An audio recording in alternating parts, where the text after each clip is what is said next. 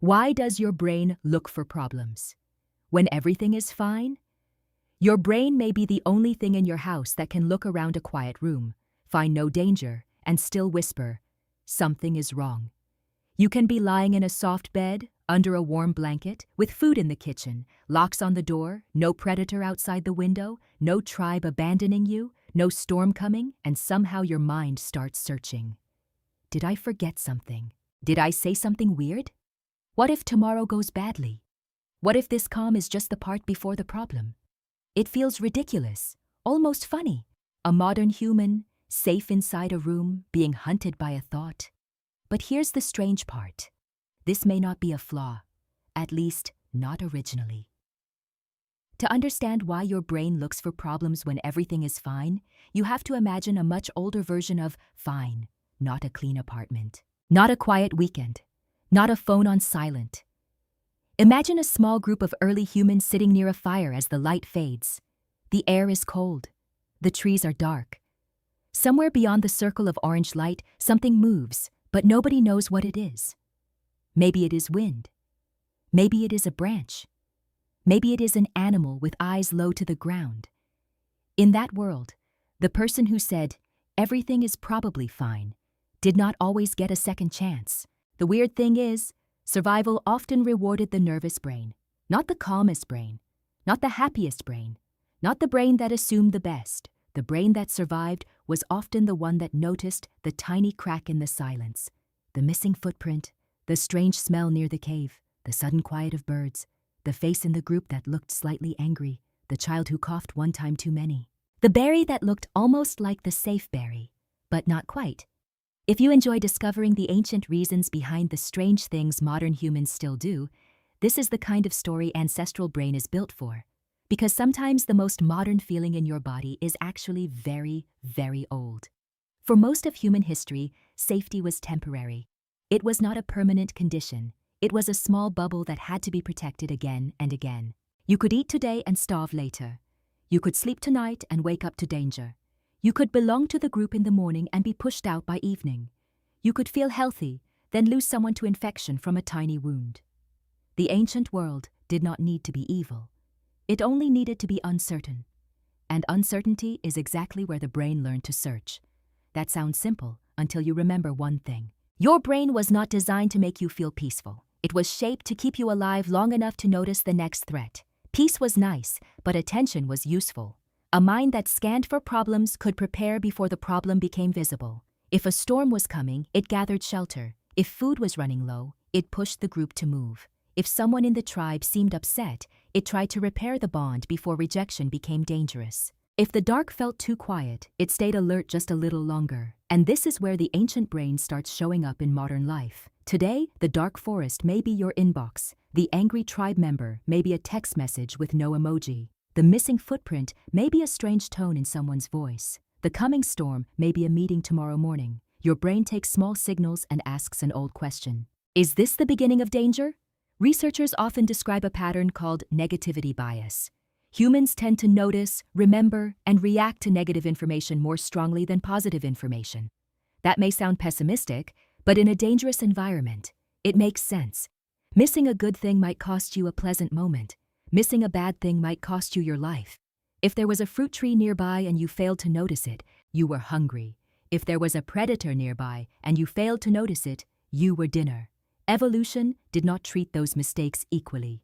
But that still doesn't explain everything, because your brain does not only look for obvious danger, it also invents little inspections when life is calm. This is where things get even stranger.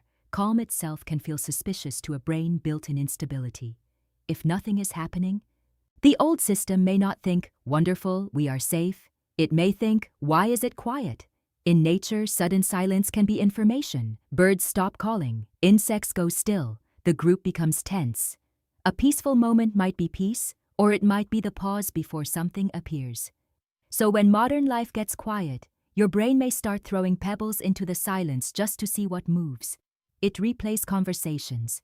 It checks the future. It scans your body for strange sensations. It digs through memory like a little anxious archaeologist with a flashlight, looking for evidence that trouble is buried somewhere. Did I make a mistake? Is someone disappointed in me? Am I falling behind? Am I safe or just not paying attention? What makes this even stranger is that the brain can treat social problems like survival problems. For early humans, being disliked was not just uncomfortable. Being rejected by the group could mean losing food, protection, warmth, childcare, information, and defense. A human alone was not built like a tiger. We were not the fastest, strongest, or toughest animal on the landscape. We survived by noticing each other, reading faces, tracking mood, sensing tension, wondering, are we okay? That little question may have helped keep people close enough to live. But in the modern world, that same question can become exhausting. Someone replies, sure, instead of, yes, sounds great, and your brain opens an entire courtroom. A friend takes longer than usual to answer, and your mind starts building a tragedy out of 3 dots that never appear. Your boss says, can we talk tomorrow? And suddenly, a small sentence becomes a shadow with teeth. The ancient brain does not know that you are holding a phone. It only knows that belonging matters. And then, something unexpected happened. Humans changed their environment faster than their nervous system could change. We built houses, lights, hospitals, grocery stores, calendars, insurance, cities, passwords, and soft couches. We reduced many old dangers, but we did not remove the old scanning machinery. So now the alarm system lives in a world with fewer lions and more deadlines. Fewer dark forests and more unread emails. Fewer freezing nights and more quiet rooms where the mind has nothing to do except look inward. Back then, problem finding was survival technology. Today, it can become a background app that never closes. It drains energy. It interrupts rest. It makes ordinary moments feel unfinished. You sit down to relax, and your brain says, before we enjoy this, let's review every possible threat. You finish one task, and it finds another. You solve one worry, and it pulls a new one from a drawer. Not because you are broken, but because an ancient system is trying to be useful in a world it does not fully understand.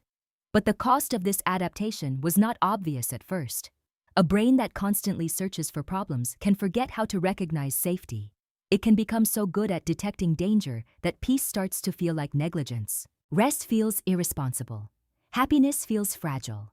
Silence feels like a trap. And the body follows. Muscles tighten. The stomach turns. The chest feels heavy. You may not know what you are afraid of, but your body acts like it heard something in the bushes. This is where a survival tool becomes a modern problem. The old brain wants to protect you by keeping watch. But if it never stops keeping watch, protection starts to feel like punishment.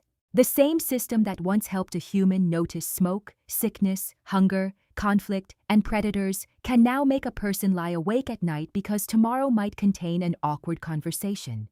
The scale changed. The alarm did not. Still, there is something almost tender about this. Your brain is not searching for problems because it hates you. It is doing it because for a very long time, the humans who survived were the ones whose minds cared enough to check, again and again and again.